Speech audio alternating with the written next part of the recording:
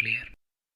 इस लेयर में जो ऊपर वाली लेयर से डेटा प्राप्त होता है उसे छोटे छोटे टुकड़ों में विभाजित किया जाता है जिन्हें सेगमेंट कहा जाता है, और इस तोड़ने की प्रक्रिया को सेगमेंटेशन कहा जाता है। हर सेगमेंट में डेटा का एक सीक्वेंस नंबर होता है, एक सोर्स और डेस्टिनेशन पोर्ट नंबर होता है। पोर्ट नंबर की सहायता से डेटा को करेक्ट एप्लीकेशन तक पहुंचने में सहायता मिलती है, और सीक्वेंस नंबर से डेटा को सही क्रम में जमाने में सहायता रहती है, जिससे डेटा व्यवस्थित रहता है तथा सही मैसेज सामने वाले को मिलता है।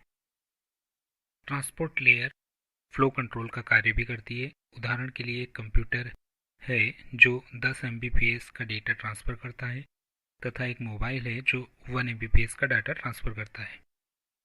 अब यदि मोबाइल पर कोई फाइल डाउनलोड करते हैं तो कंप्यूटर 10 Mbps की स्पीड से डेटा ट्रांसफ़र शुरू कर देता है, लेकिन मोबाइल केवल 1 Mbps डेटा रिसीव कर सकता है। तो इस प्रकार ट्रांसपोर्ट लेयर कंप्यूटर को सूचित करता है कि मोबाइल केवल 1 Mbps डेटा रिसीव कर सकता है, तो कंप्यूटर अपनी स्पीड 1 Mbps कर लेता है। इस प्रकार ट्रांसपोर्ट लेयर डेटा के फ्लो को कंट्रोल करने का कार्य करती है। यह लेयर एरर कंट्रोल का कार्य भी करती है। एक कंप्यूटर द्वारा भेजे गए डेटा में कोई पैकेट मिस हो जाता है तो transport layer automatic repeat request के द्वारा उस पैकेट को दोबारा ट्रांसमिट कर देता है। इसके लिए हर डेटा यूनिट के साथ चेकसम बिट लगा दी जाती है, जिससे डेटा करप्ट है यह पता लगा लिया जाता है। इस लेयर में टीसीपी और यूज़र डेटाग्राम प्रोटोकॉल का इस्तेमाल होता है। टीसीपी का इस्तेमाल कनेक्शन ओरिएंटेड डेटा ट्रांसफ़र के लिए किया जाता है, वहीं यूज़र डेटाग्राम प्रोटोकॉल का इस्तेमाल कनेक्शन लेस डेटा ट्रांसफ़र करने के लिए किया जाता है। इस प्रकार ट्रांसपोर्ट लेयर के द्वारा segmentation, flow control, error control तथा कनेक्शन और कनेक्शन लेस ट्रांसमिशन का कार्य किया जाता है। अगली है नेटवर्क लेयर। इस लेयर का कार्य जो भी डेटा सेगमेंट ट्रांसपोर्ट लेयर द्वारा रिसीव हुआ है उसका ट्रांसमिशन अलग अलग नेटवर्क में करना। डेटा यूनिट को इस लेयर में पैकेट कहा जाता है। इस प्रकार नेटवर्क लेयर का काम है नेटवर्क में आईपी एड्रेसिंग करना। नेटवर्क में जुड़े प्रत्येक कंप्यूटर का एक आईपी होता है। इस प्रकार हर सेगमेंट में एक सेंडर यानी भेजने वाले का आईपी, एक रिसीवर यानी प्राप्त करने का आईपी जोड़ दिया जाता है, जिससे वह एक पैकेट बन जाता है। यह नेटवर्क लेयर का कार्य है कि पैकेट अपने सही डेस्टिनेशन तक पहुंचे, जिसे राउटिंग कहा जाता है।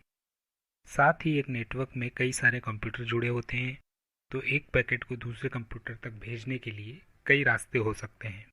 इसमें से सही का चुनाव करना यानी पाथ डिटर्मिनेशन नेटवर्क लेयर का कार्य है।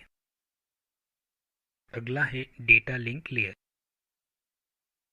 कंप्यूटर में एड्रेसिंग दो प्रकार की होती है, लॉजिकल एड्रेसिंग और फिजिकल एड्रेसिंग।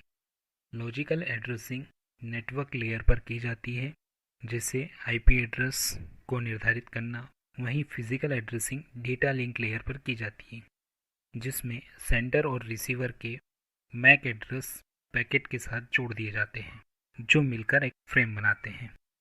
यह मैक एड्रेस कंपनी द्वारा एनआईसी कार्ड में एम्बेड किया जाता है।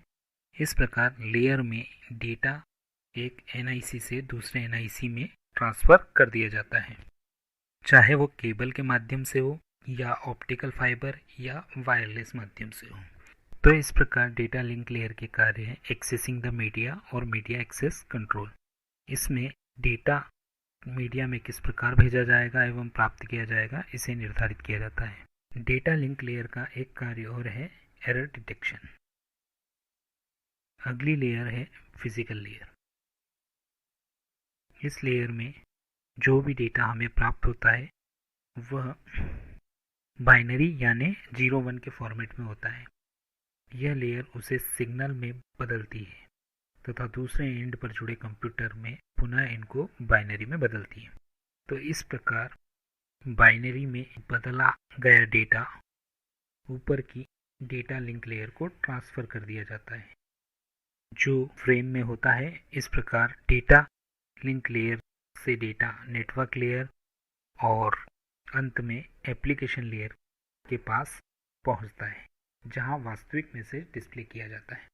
तो इस प्रकार हमने देखा कि OSI मॉडल में प्रत्येक लेयर अपना अपना कार्य करती है ताकि सही मैसेज या सूचना एक कंप्यूटर से दूसरे कंप्यूटर तक आसानी से पहुंच सके।